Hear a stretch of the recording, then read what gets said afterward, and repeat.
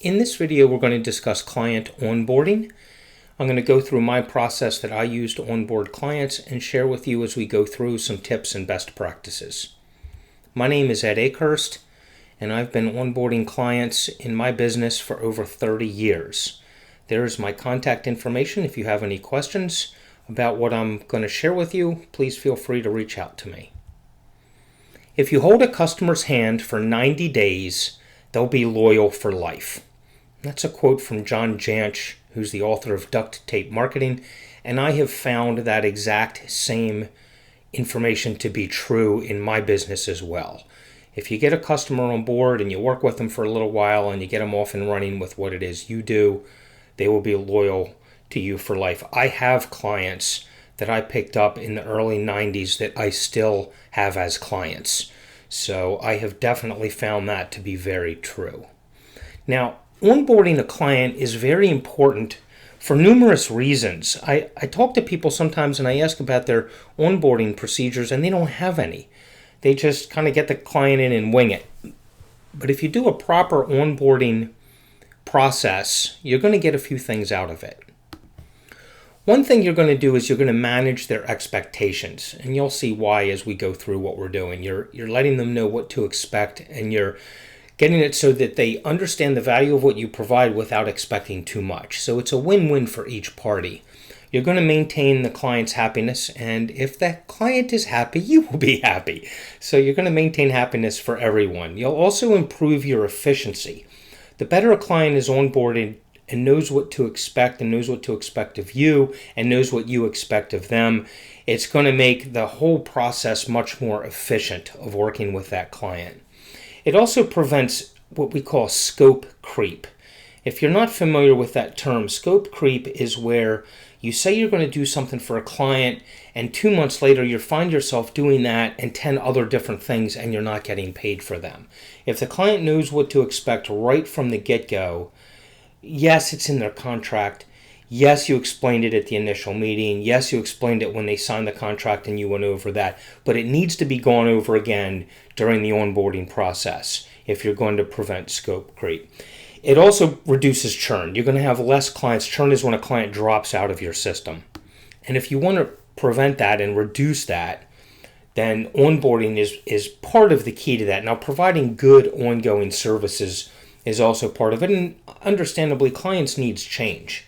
There may be a client you have that's perfectly happy with you, but they no longer need your services because their business has changed. So churn is going to happen. But the better you do your onboarding process, the lower churn you'll have.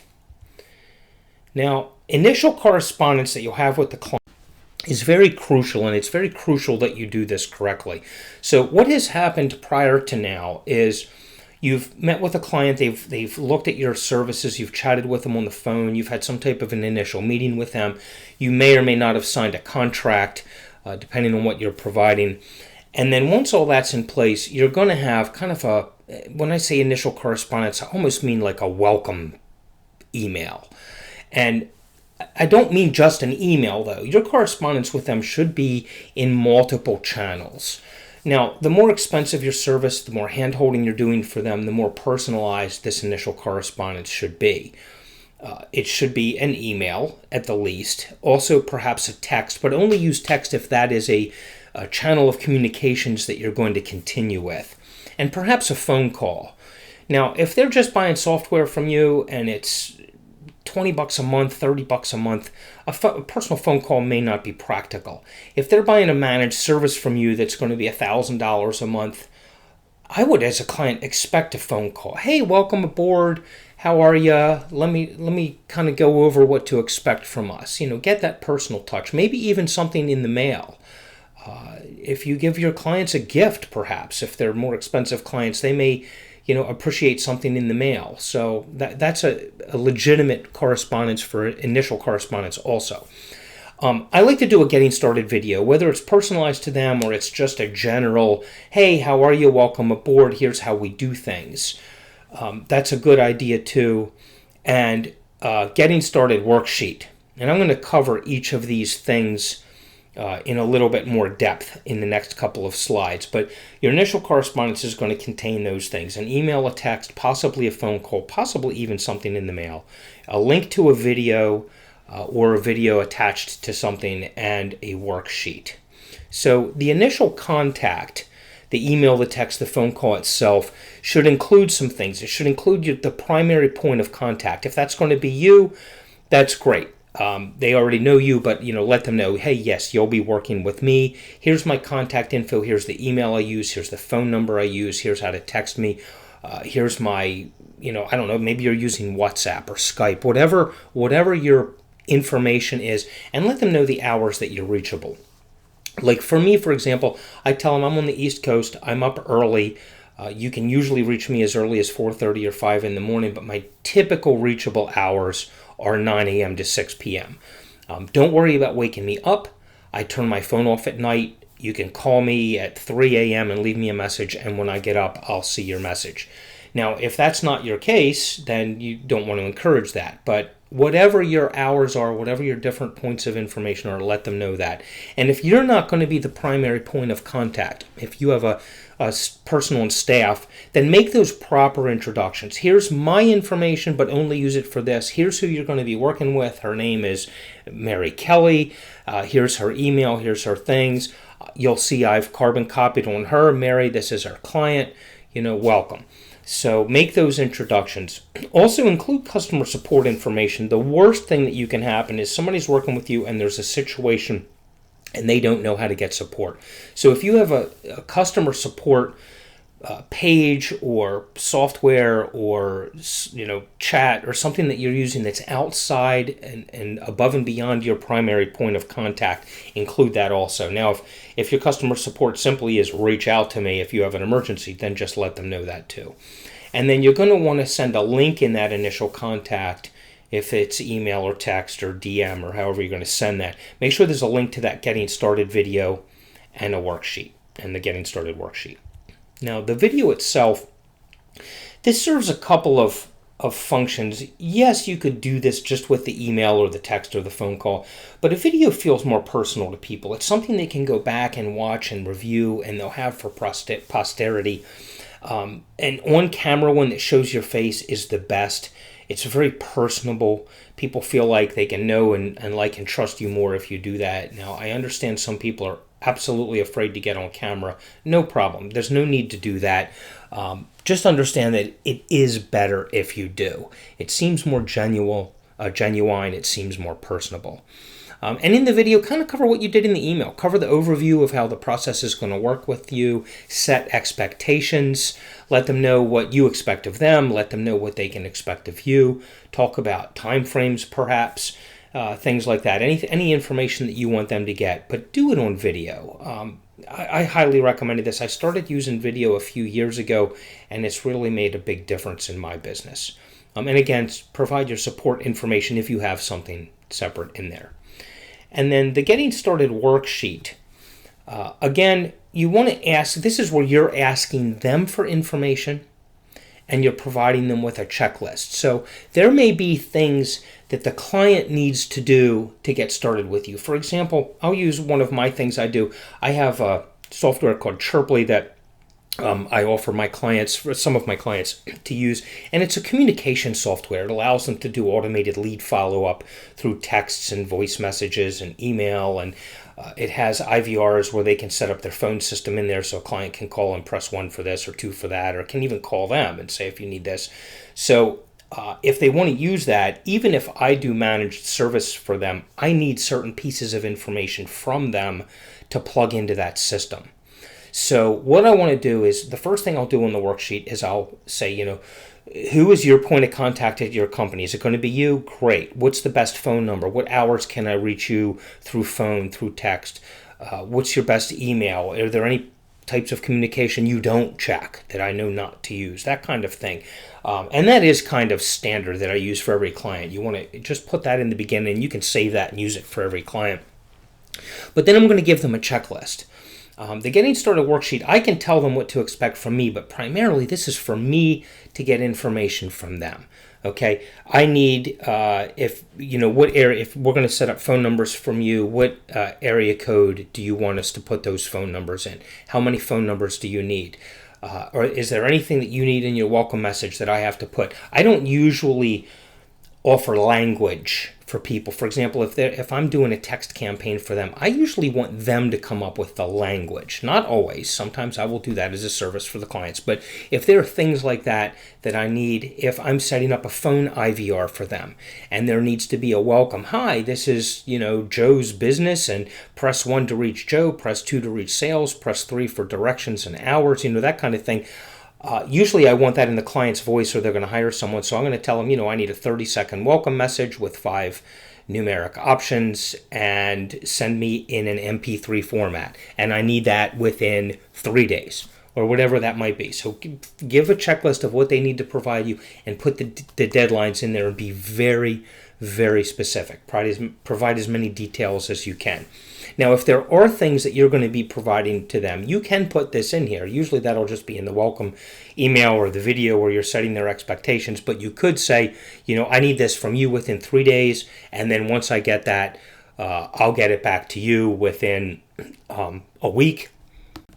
And then I need the approval to put that in place within 48 hours. Something like that. Again, you're setting expectations. And you can do it through a worksheet where you're also gathering information. So it's a checklist for what they need to give you with deadlines. And then if there's follow-up things, you can always send them another worksheet with additional information if you don't want this to get too in-depth. But make this detailed, make it specific. The more specific and detailed your worksheet is, the less questions you'll have, the faster the client will get on board, the faster they get on board, and you actually can start providing services for them, the happier they'll be, and on and on. All those reasons that we mentioned at the beginning. Now, if you're offering a kind of a do-it-yourself service, you're pretty much, you might be done here.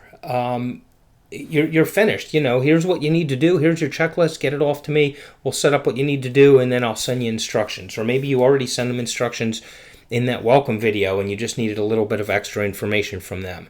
And if they're doing it themselves, that may be all you do, but still check in occasionally. See how they're doing, see what else they need. You can always, if they're happy, there may be other services or other softwares or other information or courses or, something that you offer that they could purchase from you.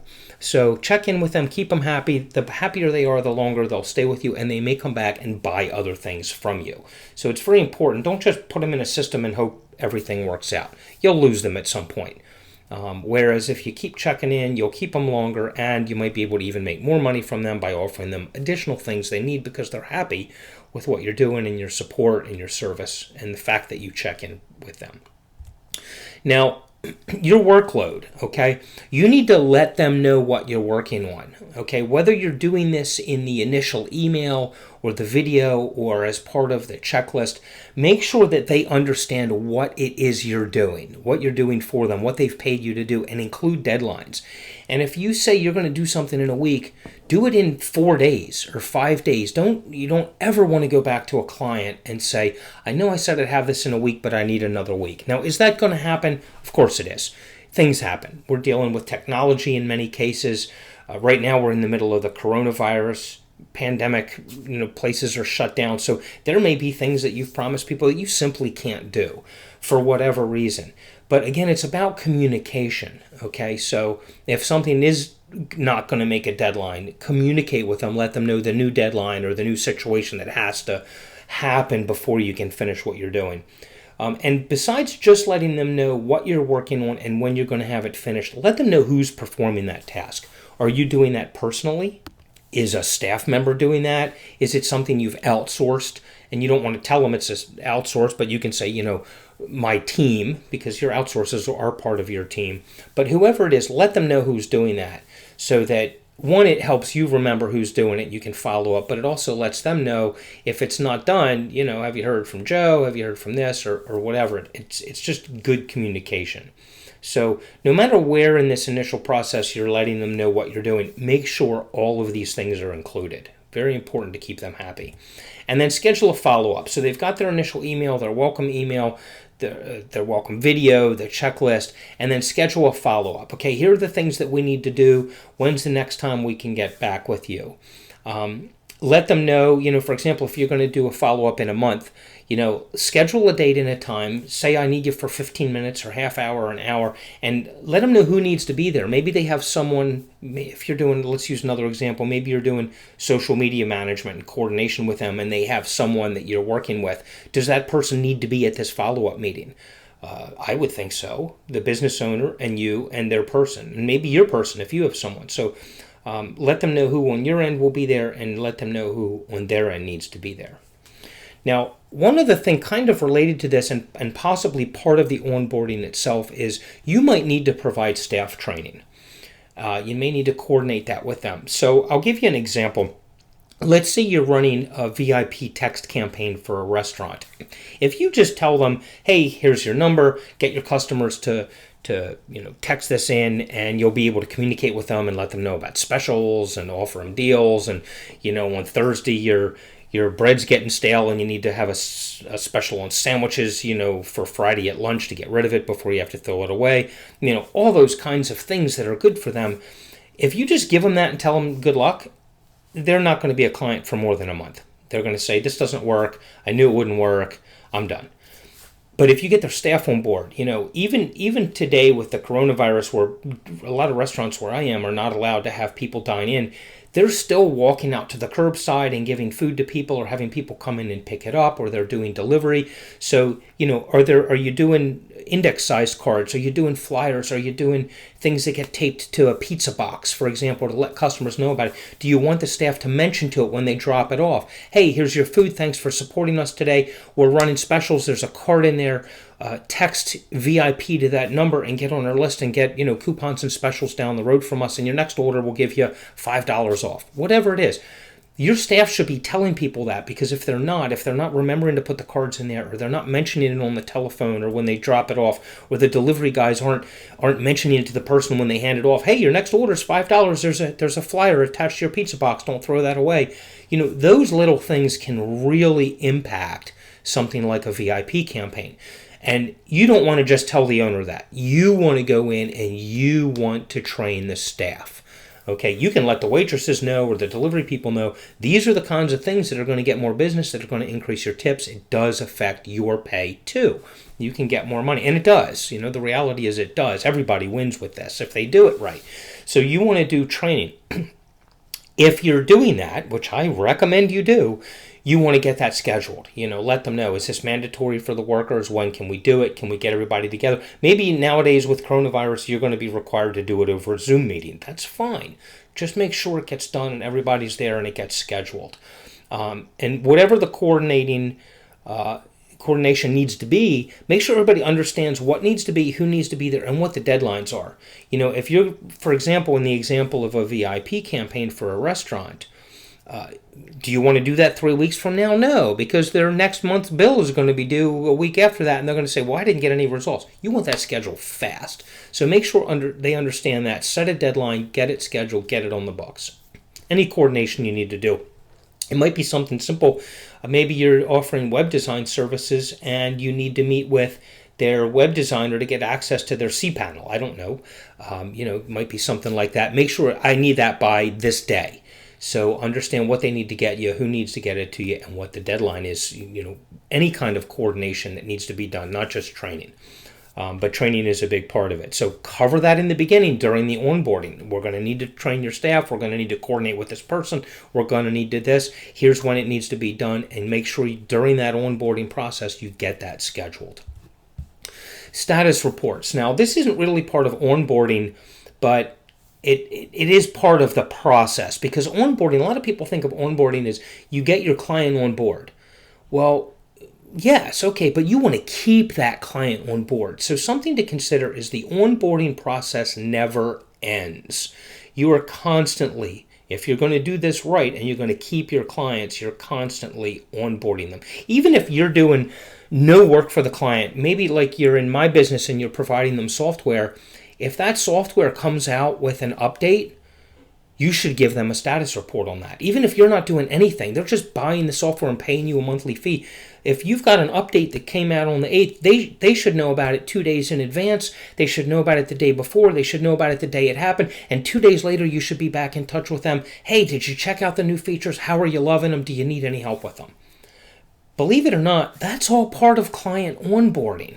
You go, oh, no, it's just customer service. No, it's part of onboarding. Onboarding is not just that initial process of getting the client on, it's keeping them on. And customer service is all part of this whole process. So with that said, if you're going to do status reports, which I recommend, you're going to have ongoing follow-ups with them, schedule them. Get them scheduled, meet the terms of your contract, and over-deliver. If you say, I'm going to touch base with you and let you know your statistics for your campaign that I'm managing for you, don't just, send them an email, hey, everything's good. Over-deliver. Send them a PDF, a spreadsheet. Make a video and go through that spreadsheet with them. Maybe you're not doing that. Maybe you're outsourcing somebody in another country and you're only paying them $3 an hour, whatever. Take the time to provide that extra value for your client. This is where the onboarding process just becomes part of an ongoing system that you're going to offer people. Again, all those reasons we talked about at the beginning: maintaining happiness, maintaining expectations, reducing churn, preventing scope creep, all of that stuff. This is all going to contribute to that. And then automate as much as you can and outsource as much. Leverage your time.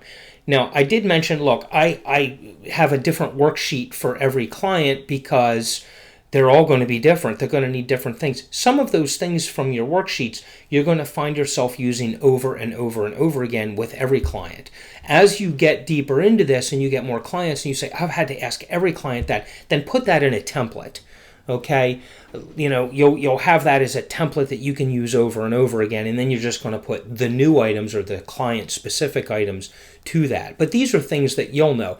The same things I have to ask every client may be completely different than what you have to ask every client, which is why I don't, provide templates or, copyable forms and things like that. They're just too client-specific or business-specific too.